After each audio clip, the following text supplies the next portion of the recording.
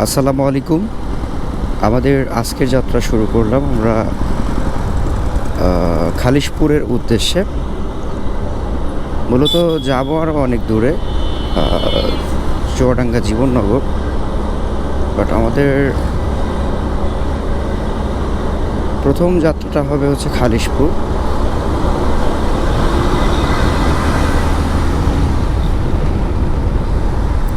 এরপর আমরা যাব হচ্ছে চুয়াডাঙ্গাতে। সাধারণত আমাদের ভিডিওতে আপনারা এই রাস্তাটা দেখে অভ্যস্ত। সিঙ্গেল লেনের একটা রাস্তা, যদিও এটা হচ্ছে মহাসড়ক, আঞ্চলিক মহাসড়ক, জেলা টু জেলা কানেক্টিং রোডটা হচ্ছে এটা। আর সাধারণত এখান থেকে হচ্ছে কালীগঞ্জ টু কোটচাঁদপুর রোড। এরপর এটা জীবননগর হয়ে চুয়াডাঙ্গা গিয়েছে।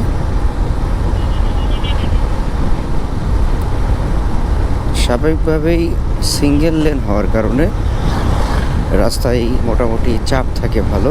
আর এই দিক দিয়ে ঢাকাগামী পরিবহনগুলো একটু বেশি যাতায়াত করে, যে কারণে রাস্তায় চাপ অনেক একটু বেশিই থাকে।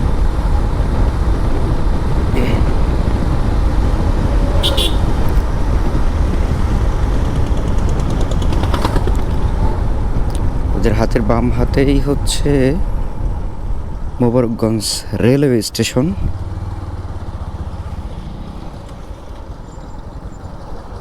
রেল লাইন পার হচ্ছি আমরা।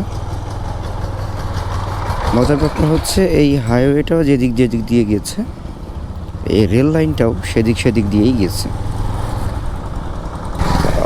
আমাদের কালীগঞ্জে একটা নতুন সড়ক হয়েছে ভাই। এই লেখাটা দেখছেন আগে? হ্যাঁ, কতদিন আগে হয়েছে বলেন তো? এটা 5 আগস্টের পরে হয়েছে।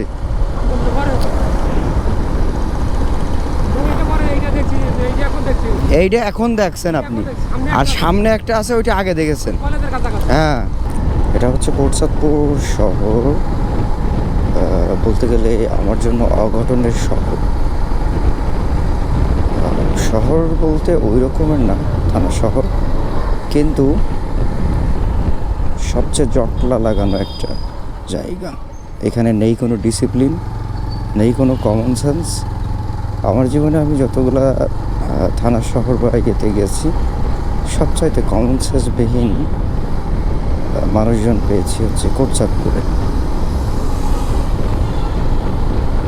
এতে যেরকম রাস্তা পারাপারের জন্য বা ওই রকমের কোনো ট্রাফিক পুলিশও নাই, যেহেতু একটা সিঙ্গেল রোড চলে গিয়েছে শহরের উপর দিয়ে, এদিকে কোনো ক্রস রোড নাই।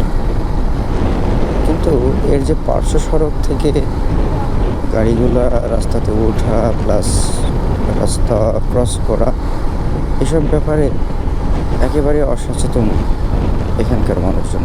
শহরে তিনটা স্টপেজ রয়েছে। একটা হচ্ছে কলেজ স্ট্যান্ড, একটা হচ্ছে মেইন স্ট্যান্ড, আর একটা হচ্ছে বুধঘর স্ট্যান্ড। তো আমরা এখন মেইন স্ট্যান্ডে, একটু আগে কলেজ স্ট্যান্ড ক্রস করলাম।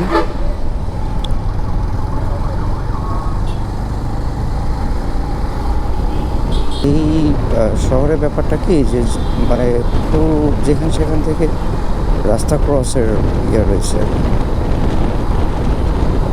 দেখা গেল মেন রোডের কিন্তু অনেকগুলো শাখা রাস্তা। এই কারণেই বেশি সমস্যাটা এখানে হয়ে থাকে।